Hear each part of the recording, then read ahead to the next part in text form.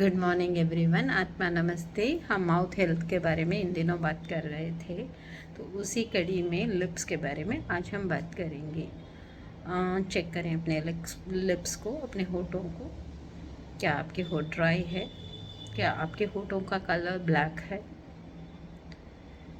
क्या आपके होठों की स्किन थोड़ा सा अलग डिस्प्ले कर रही है, कुछ अलग सेंसेशन फील हो रहा है? क्या आपके होठों में कई बार झुनझुनी जैसा फील हो रहा है? ये जनरली ये सेंसेशन आफ्टर 40 आती है।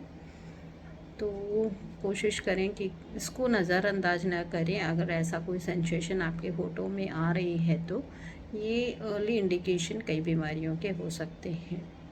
तो पहला बात, तो सबसे बड़ी शिकायत जो होठों को लेके लोगों में है वो है फटे हुए होठ, जो स्किन ड्राइनेस बोलते हैं, यहाँ से कट जाता है और हम लिप बाम लगाते हैं। और जितना ज़्यादा लिप बाम लगाते हैं वो एक बार के लिए मॉइस्चर को रिटेन करता है और उसके बाद वापस डबल जितना पहले कटता था उससे ज़्यादा कटा हुआ या दर्द महसूस होता है। जब से ही वो लिप बाम का असर या लिप बाम का वैक्स ख़त्म होता है वैसे ही। पहले तो हम समझ लें वो लिप बाम में होता क्या है। वैसलीन होता है, एलोवेरा, अगर बहुत अच्छी क्वालिटी का आप लिप बाम लगा रहे हो तो उसमें थोड़ी मात्रा में एलोवेरा होती है और थोड़ी मात्रा में विटामिन ई जो क्लेम करते हैं होता है, और कुछ भी नहीं होता। तो ये आप लिप बाम अपने घर पे भी बना सकते हो। बेस्ट होगा अगर कैस्टर ऑयल लें, कोकोनट ऑयल लें, विटामिन ई लें और एलोवेरा मिलाएं और जेल के रूप में उसको मिक्स कर लें। और ज़्यादा अगर आपको हेल्दी ऑप्शन ढूंढना है तो बीटरूट को बॉईल करके उसका जूस मिला लें हल्का सा, थोड़ा सा, तो वो एक कलर ऐड करेगा प्लस आपके नरिश करेगा आपके लिप्स को भी। लिप्स की बीमारी लिप्स की नहीं होती, ये बड़ी आंत की होती है, लार्ज इंटेस्टाइन की होती है। अगर लार्ज इंटेस्टाइन में ड्राइनेस आ जाती है तो आपके लिप्स पे रिफ्लेक्ट होती है। जैसे हमने पहले भी समझा था कि बीमारी कहीं और होती है, रिफ्लेक्शन उसका कहीं और दिखता है।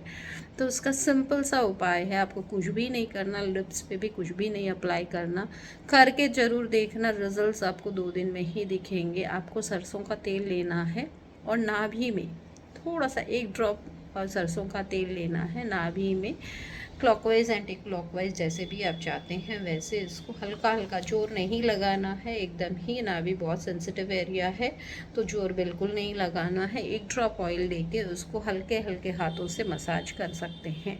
अगर कोई कंडीशन है जहाँ आपके पास सरसों का तेल नहीं है तो जो ऑयल अवेलेबल है वो ऑयल लगा लें। हर ऑयल की अपनी प्रॉपर्टी होती है, बट लुब्रिकेशन के हिसाब से हर ऑयल काम करता है, मॉइस्चर रिटेन के हिसाब से हर ऑयल काम करता है। तो जो ऑयल आपके पास मौजूद हो वो लगा लें, लेकिन बेस्ट है सरसों का तेल या फिर कैस्टर ऑयल, ये 2 ऑयल, या फिर थर्ड ऑप्शन है कोकोनट ऑयल। लेकिन कोकोनट ऑयल हर एक कंडीशन में नहीं सूट करता क्योंकि इसकी तासीर ठंडी होती है।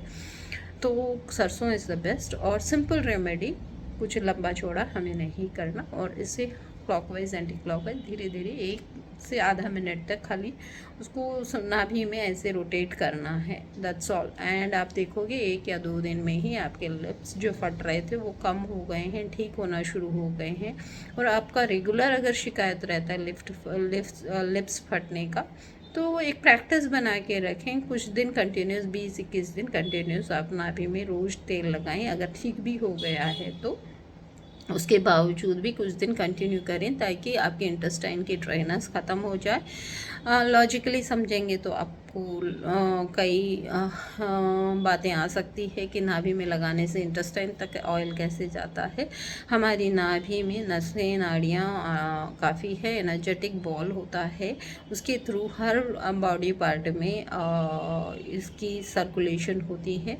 तो ये आंतों तक भी सर्कुलेशन पहुंचाता है। जब आप नाभि में तेल लगाते हो, हर ऑयल का अलग इफ़ेक्ट है नाभि में लगाने का, इस पे हम अलग से एक वीडियो बनाएंगे, तब आप समझोगे कि कहाँ कौन सा ऑयल लगाने से आपकी बॉडी के कौन से हिस्से में फ़र्क आता है। फ़िलहाल होठों के लिए सरसों का तेल इज़ बेस्ट ऑप्शन, नाभि में लगा लेते हो। अब दूसरा एक और प्रॉब्लम आ रहा है कि होठों के चारों तरफ काला रहता है। ये बेसिकली एक सिम्टम है कि आपकी आंतों में आपकी बॉडी में विटामिन B12 की डिफ़िशियंसी हो रही है, फोलिक एसिड की डिफ़िशियंसी हो रही है।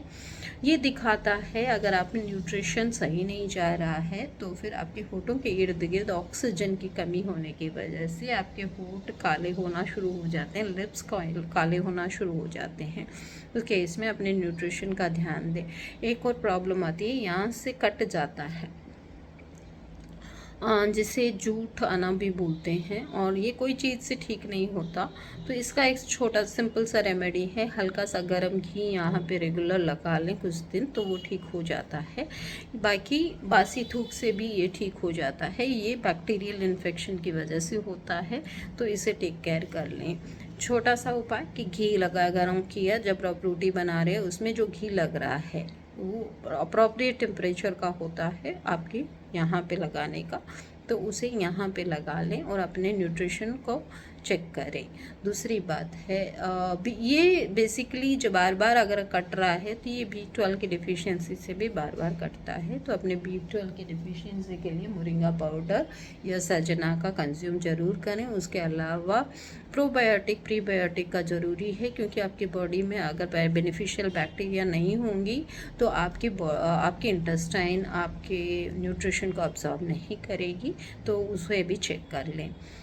फोर्थ थिंग आता है लिप्स का। कई बार साइनोसिस हो जाती है, लिप्स में पूरे लिप्स ही काले हो जाते हैं। ये इंडिकेट करते हैं कि आपके इंटेस्टाइन्स में काफ़ी कंजेशन है, काफ़ी ब्लड की डिफिशियंसी है या ब्लड के क्लॉट्स हैं जिसकी वजह से आपके होठ काले हो गए हैं, या फिर हार्ट में अगर बहुत ज़्यादा कंजेशन आ गया है, ब्लॉक आ गया है, तो ये सीरियस कंडीशन है। इसके लिए आप घर पे इलाज नहीं कर पाएंगे, आपको मेडिकल डॉक्टर की ज़रूरत पड़ेगी, आप कंसल्ट करें। अगर आपके पूरे होठ काले हो गए हैं तो कई बार ऑक्सीजन की वजह से, सांस नहीं लेने के वजह से भी होठ पूरे काले हो जाते हैं, ये सीरियस कंडीशन होती है। ऐसी कंडीशन में इसे भी नज़रअंदाज ना करें। होठ का colour light pinkish to dark pinkish होना चाहिए, वो अगर कलर नहीं है तो आपको अपने हेल्थ की तरफ ध्यान देना चाहिए। Thank you so very much.